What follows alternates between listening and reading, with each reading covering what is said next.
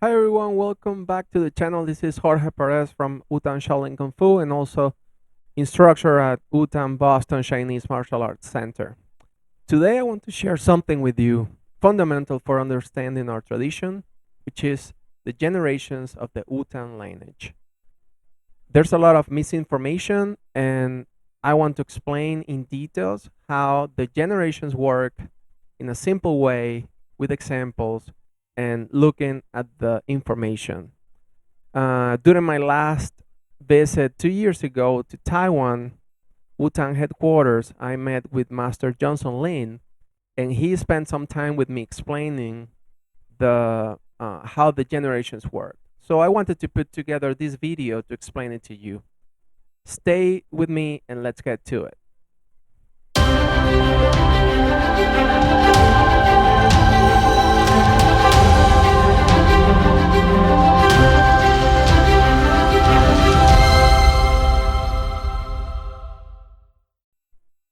In Wutan, every disciple who formally enters the lineage through the Bàishī ceremony becomes part of a specific generation. Generations represent the transmission of knowledge, responsibility, and the continuity of our martial art tradition. In the early years of Wutan, generations were assigned in the classical Chinese way, from master to disciple, and from that disciple, then to the disciple's disciple, and so on. So, in this system, the disciples of Grandmaster Liu Yun Qiao, the creator of the wutan lineage, became the Wu generation. And the disciples of this Wu generation became the Tan generation. And this way, the disciples of this Tan generation became the Quan generation. So this method continued until 2009. And I'm going to explain what happens after that.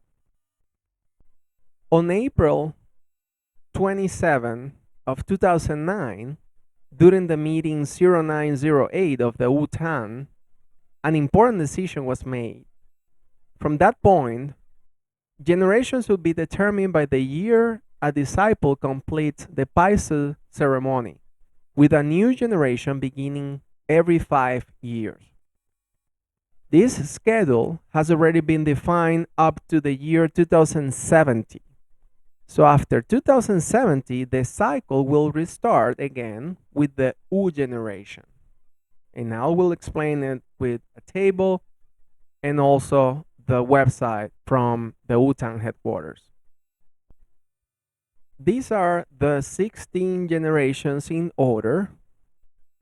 In red, we have the Chinese character, and then followed by the name of the generation and the year of that generation. So, for example, if your Bàishī ceremony was in 2011, you will be part of the Hui generation. Now, what happens after 2070?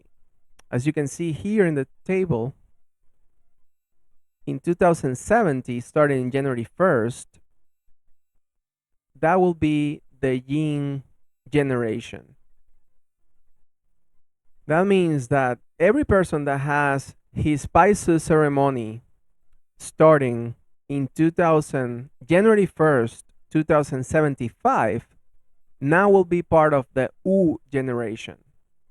And then every person that has his Bàishī ceremony starting in January 1st of 2080 will be part of the Tan generation. And then we'll go through the 16 characters again every 5 years. That's how it works. So I'm going to give you an example of my own house, my own family.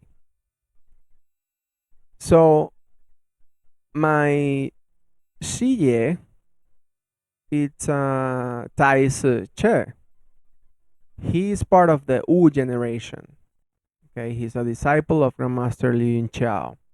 Now my Sifu, he's a disciple of my Shiye, and his Bàishī ceremony was in 1983. Now, my Bàishī ceremony was in 2007. That means that I'm part of the Quang generation. And then, as I explained before, now after 2010, the name of your generation will be based on the year of your Bàishī ceremony. This information was taken from the wutan website, and you can access and you can see the 16 Chinese characters of the generations, okay, up to 2070. So as I explained before, after that, the cycle will repeat again. So this is very simple.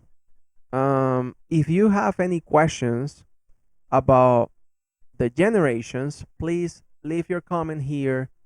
Make sure that you subscribe to the channel. It's free, and give us a thumbs up.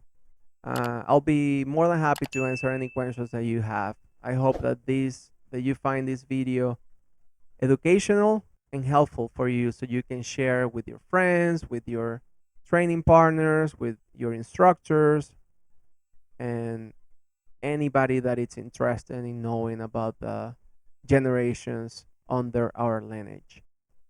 Have a good one, and I'll see you in the next one.